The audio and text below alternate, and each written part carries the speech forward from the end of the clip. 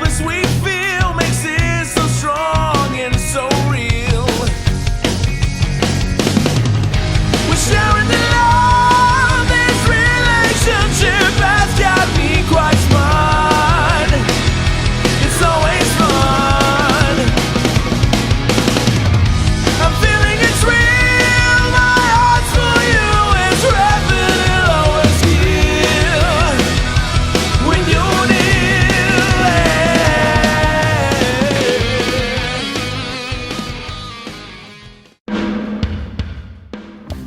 Hey guys, I'm here today with Oscar and Jono from Sons of Cascadia. So guys, you've got a new single coming out, Spun. Tell me about it. It's a song about love, essentially. Tell me where the lyrical inspiration came from. For me, I mean, it's written about love, so that was quite important. So, drawing on the love I have for my daughter and my wife, obviously. So, it's just about the feeling of love, I guess. So you can relate it to anything, I guess. But for me, that's what I drew on. So, for whoever listens to it, it's whatever they love, and they can draw on those lyrics for that. So how is Spun different from your previous work? I guess for me, in terms of the melodies and I guess stylistically we write usually a little bit harder type of music. So this one is a little bit more poppy, a little bit more mainstream to appeal to the wider audience. What do you think? Yeah, definitely a lot more poppier. It's just a lot more groovier and easy to listen to, I guess. It's really exciting for you guys. I mean, I know a lot's been happening lately, but in saying that, a change in music style, who do you think is your biggest influence? Oh, that's a hard one. I mean, for me, I still love all the 80s stuff, so I love Slash and Axl Rose and, all those sort of Sebastian Bach, so they influence heavily what we write. Yeah, I think a lot of us, we all like different styles of music. Oscar loves in the 80s and rock and stuff, and Henry's into the funky Red Hot Chili Peppers, and I'm into like punk kind of rock and just metal and stuff. So I think it all kind of just collaborates together and just makes what we are. Yeah, kind of a hybrid type of sound you guys have, which is really cool. So, Oscar, you've recently been on The Voice. Tell me, how has your personal experience affected the band and just where you've been since then?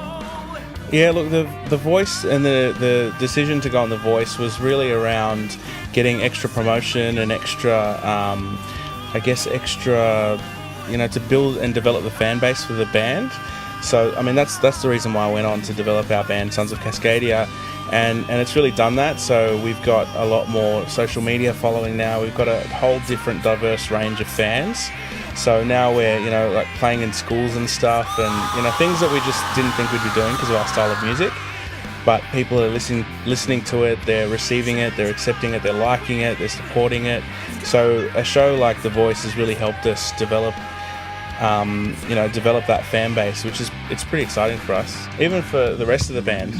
Yeah, it's been awesome. Like, it's just been able to open so many doors for us and just play in like places where people would only dream of playing. So it's been awesome. And speaking of fans, what's been the craziest request you've ever had so far? I'll answer this one. On Twitter a while ago, Oscar put up a status. I can't remember what it was about, but it was about signing autographs or something, and then some I don't know if it was a guy or a girl, they just said, "Can you please sign my bed?" And we just kind of Sign your bed? Yeah, we didn't know how to take it, so I just kind of stopped talking to him.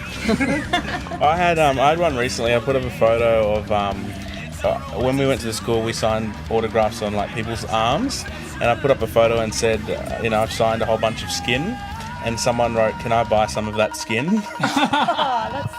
It's pretty weird. Yeah, it's real crazy. Yeah, it was kind of funny, but it was just funny. I'm sure you guys have a lot more to come in the future from fans, a lot more crazy requests, no doubt about that. So where has been your favourite place to play as a band so far? For me, I mean, we've played in a few really cool different places. So the Metro Theatre was probably one of the coolest. There was a few thousand people there. So that was pretty memorable, and it was a big stage, and it was just packed. But for us, we did a show at the Brewhouse, King Street Brewhouse, which was more, we self-organised that, and we the venue was pretty full as well. So that was quite an intimate sort of show, because it's not sort of a big venue or a big arena. It's more intimate for the fans to really get to get into it. So for me, that's probably one of the most enjoyable shows. Actually, our best show was probably the last time we played at Westfields, because that was actually outdoors. And there was just people screaming, and we could just smash it and just play really loud without having to worry about. That show at Westfields was like, those kids were like the loudest that we've heard. Like even at the Metro, when people were cheering for us, like my ears hurt from that cheer, and that was indoors. But the people at Westfields, like they hurt my ears, but it was outdoors, so they were just loud and crazy. So it was pretty cool.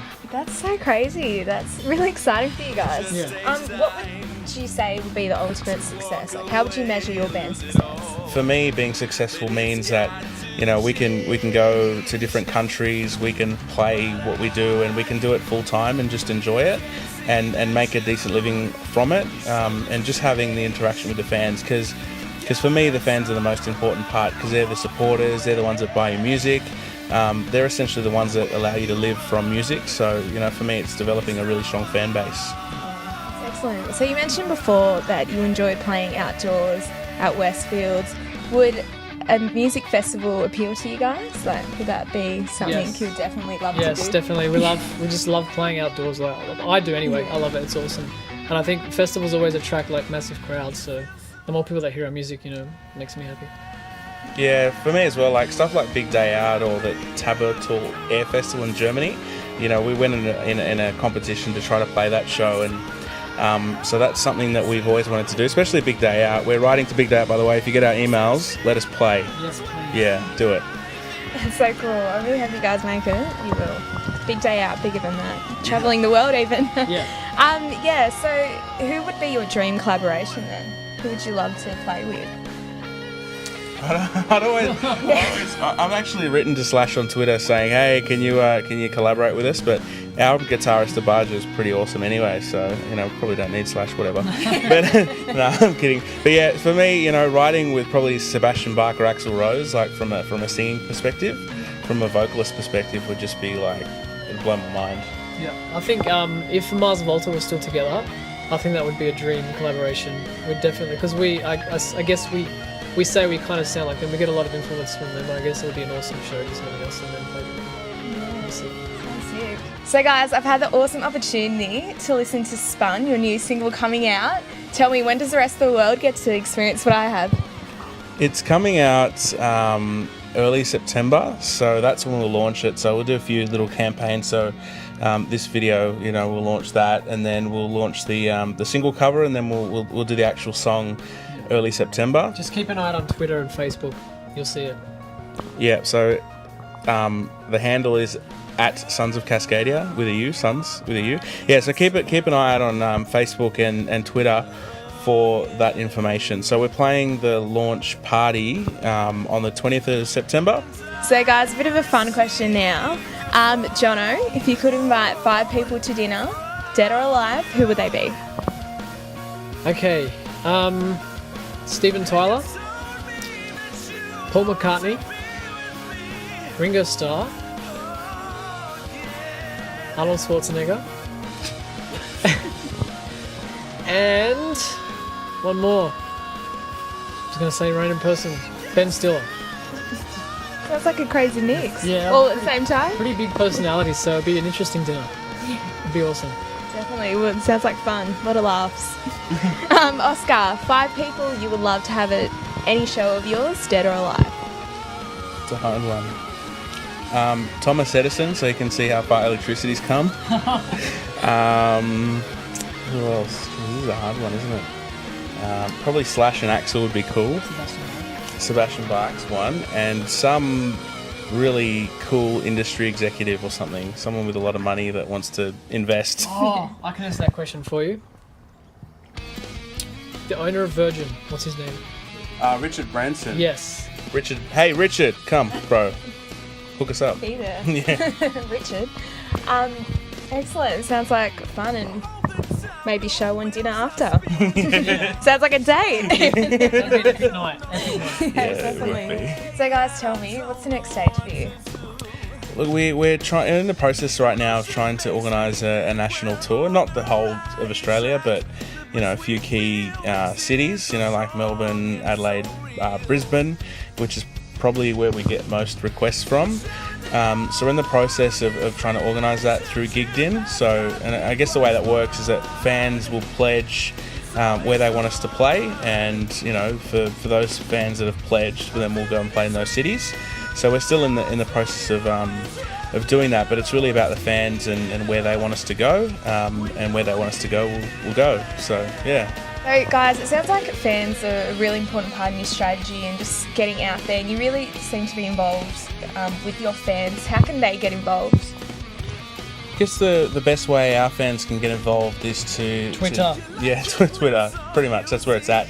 So, I mean, the Force Bump show on 104.1 plays stuff that's trending. So what we'll do is ask all our fans to help us trend Spun. So it'll be like Force Bump Spun or something, hashtag. And then if all our fans can keep writing and requesting, then we'll get on the radio. So we've got a whole bunch of like community radio and different radio stations supporting us already that will play the single. So mainstream radio will definitely help even more, but it's all about the fans and how engaged they want to be and how much they want to help us. Guys, for your great, energetic, powerful live performances, tell me, do you have any crazy pre-gig rituals or anything to get you going before? I wouldn't say pre-gig rituals, but there's been a few cases the last couple of gigs who've actually put on a luchador mask, which are from Mad Mix. They've been awesome enough to give us a few masks. So yeah, I've chucked on a few masks at a few shows just during one song or so, and we've actually put one of them on YouTube. So look out for it. So guys, thanks so much for your time again today. If you could send one message to your fans, what would it be? For me, it'd be a simple thank you for supporting, on Twitter, on Facebook, on social media. That's probably one of the most important tools for an artist these days, is that social media. So yeah, I just want to thank everybody for getting involved, retweeting. Like I get like over 100 retweets sometimes on some of the things that like I post. So that's just awesome to help expand our fan base and get new followers and stuff like that. So yeah, thank you. Yeah, I just want to say I love them all. They're really encouraging, and I just love it when people boost your confidence, self-esteem. It's awesome. It's awesome because like the band has gotten a lot of followers like out of my performance on The Voice. So, and they treat these guys like really well as well. Like they treat these guys, like they're celebrities as well. Because that's how they treat me. Like they treat me really well, and everyone in the band gets a lot of love from all the fans. So yeah, we just want to thank everyone. Thanks so much for your time today, guys. It's been a pleasure. You've come so far, and you've still got so far to go. I can't wait for the rest of the world to hear Spun. Be as lucky as I am. So thank you so much. No worries. Thank you. Thank you.